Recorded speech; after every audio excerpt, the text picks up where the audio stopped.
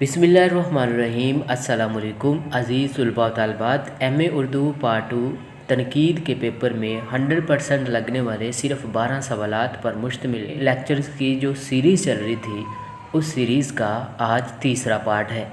ये तीसरा लेक्चर है और जो दूसरा लेक्चर है वो चल रहा था नकात के फ़राइज़ पर, और नकात के फ़राइज़ हमने सिर्फ 4 किए हैं।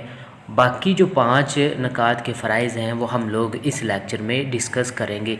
अज़ीज़ तलबा, सबसे पहले आप लोग लेक्चर नंबर 2 को देखिए। उस लेक्चर को देखने के लिए आप लोगों को इस वीडियो की डिस्क्रिप्शन में जाना होगा, या आप लोगों को एक साइट पे आई बटन होगा, इस आई बटन से आप लोगों को उस लेक्चर का लिंक मिल जाएगा।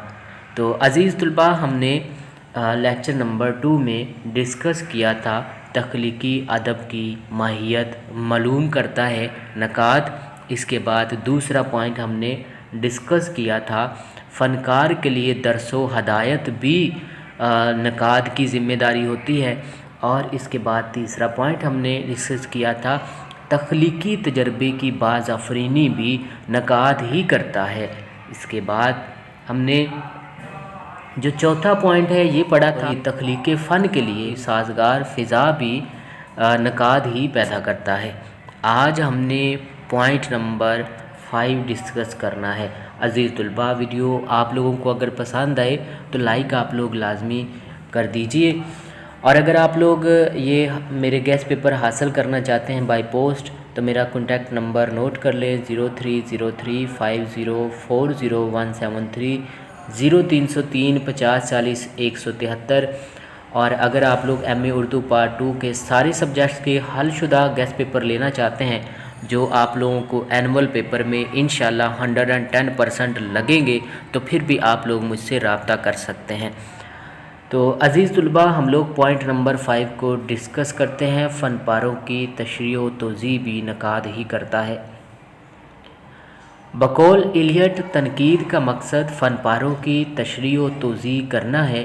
नकात नक्तो जिरा करते वक्त सिर्फ़ किसी फ़न पारे के महासनो मुआयब ही बयान नहीं करता, बल्कि उसकी मानवियत को भी इस तरह अयां और वाज़े कर देता है कि उसकी तफ़हीम में कारी को बड़ी मदद मिलती है और वो उसके असर अंगेज़ी से बड़ी मुतासर होता है। और यही वो फ़नी तासर है जो नकात की कोशिश के बग़ैर मुमकिन नहीं।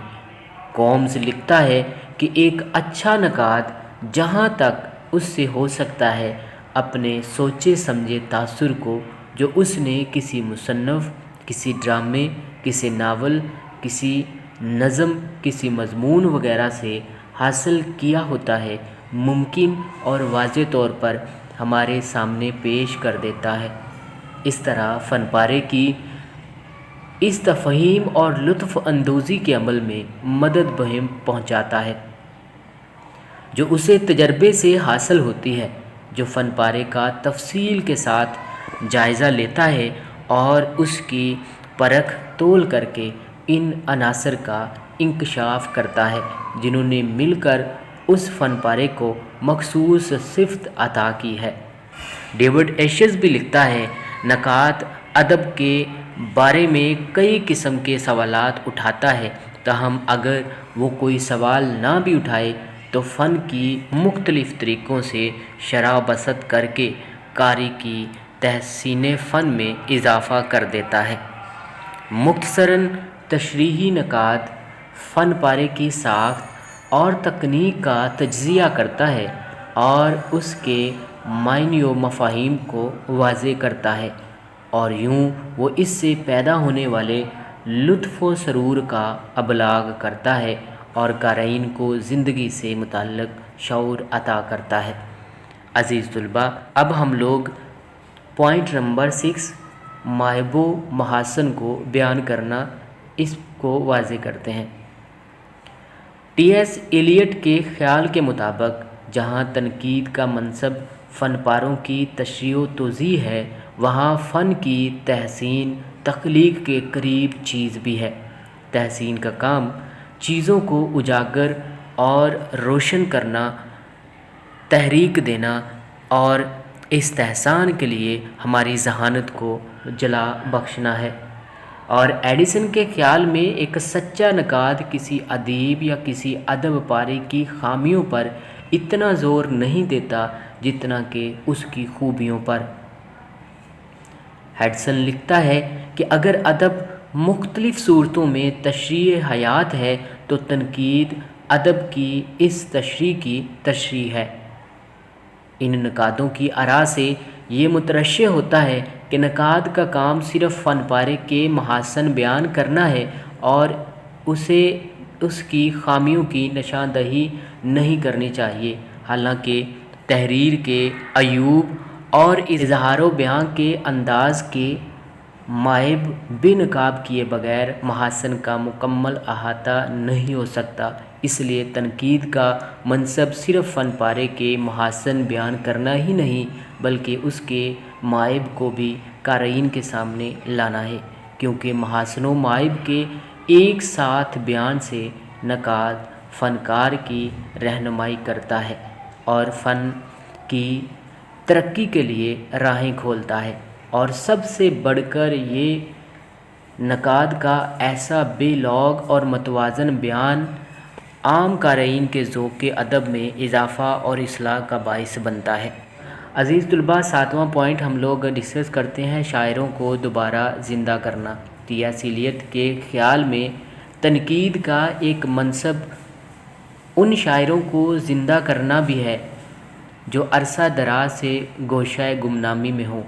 بعض اوقات یوں بھی ہوتا ہے کہ کسی شاعر کی شہرت اس کی چند ایک نظموں کی وجہ سے ہوتی ہے، یا اس کی شاعری میں اس کے فن کی بلندی کہیں کہیں نظر آتی ہے جو اس کی شہرت دوام کا موجب نہیں بن سکتی۔ ایلیٹ لکھتا ہے کہ تنقید کا یہ کام بھی ہے کہ وہ ان شاعروں کو اثر نو زندہ کرے، ان کے کلام میں جتنے بھی محاسن موجود ہیں انہیں عوام کے سامنے پیش کرے۔ ہو سکتا ہے کہ ان کی شاعری میں سے بعض ایسی چیزیں مل جائیں جن کا موجودہ زمانے کو علم نہ ہو۔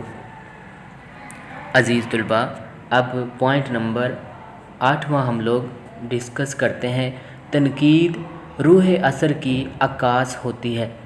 ڈرائیڈن اور شیگل کا خیال ہے کہ شاعر روح اثر کی پیداوار ہوتا ہے، اس کے مزاج میں اس کی نسل و قوم کو بھی دخل ہوتا ہے جو کسی فن پارے کی تخلیق پر اثر انداز ہوتے ہیں۔ گویا ادب اس طرح روح اثر کا عکاس ہوتا ہے۔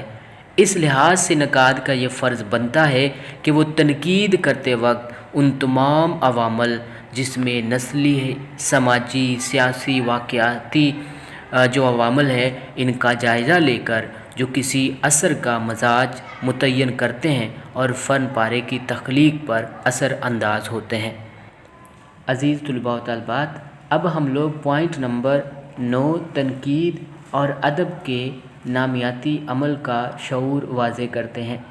بقول ایلیٹ، ہر ملک کا ادب ایک عضویاتی کل کی طرح ہوتا ہے اور زندہ شے کی طرح نشوونما پاتا ہے۔ اس کے مطابق ہر شاعر کو ادب سے متعلق اس حقیقت کا کامل شعور ہونا چاہیے جب وہ حقیقی تخلیق کر سکتا ہے۔ نقاد اس زندہ روایت کے حوالے سے ہر ادیب اور فن پارے کا جائزہ لیتا ہے۔ مطلب یہ ہے کہ نقاد کا فرض بنتا ہے کہ ادب کے اس تصور کو خود حاصل کرے اور پھر قارئین کے سامنے وضاحت کے ساتھ پیش کرے۔ اس طرح نہ صرف قارئین کے عام تصور ادب کی اصلاح ہوتی ہے بلکہ تخلیقی فنکاروں کے لیے بھی یہ تصور علم و ہدایت اور اصلاح و رہنمائی کا سبب بنتا ہے، اور وہ خود کو اور اپنے فن کو ادب کی اس زندہ روایت کی روشنی میں دیکھنے کے قابل ہو جاتی ہے۔ ان تمام باتوں سے یہ بات واضح ہوتی ہے کہ ناقد کا فرض ہے کہ اس کا علم وسیع ہو اور ذہن تیز ہو، عدل سے کام لے، تعصب جانبداری سے کام نہ لے، جذبات سے بالا تر ہو کر بے لوگ تجزیے کے بعد کسی فن پارے پر اپنی رائے کا اظہار کرنا چاہیے تاکہ رائے متوازن، معیاری اور صحت مند سمجھی جائے۔ وہ اپنے ان فرائض کو مکمل دیانتداری سے بجا لائے تاکہ فن کا معیار بلند ہو، ادب و کاری کے ذوق سلیم میں اضافہ ہو، وہ ذاتیات اور پسند ناپسندی کا غلام نہ بنے۔ اس کے علاوہ اس مصنف کے احساسات اور جذبات سے آشنا ہونا چاہیے تاکہ وہ فن پارے کا صحیح طریقے سے جائزہ لے سکے، ورنہ اس کے تاثرات بے ربط اور بے معنی ہوں گے۔ عزیز طلباء، اپنا بہت زیادہ خیال رکھیے گا۔ نیکسٹ لیکچر میں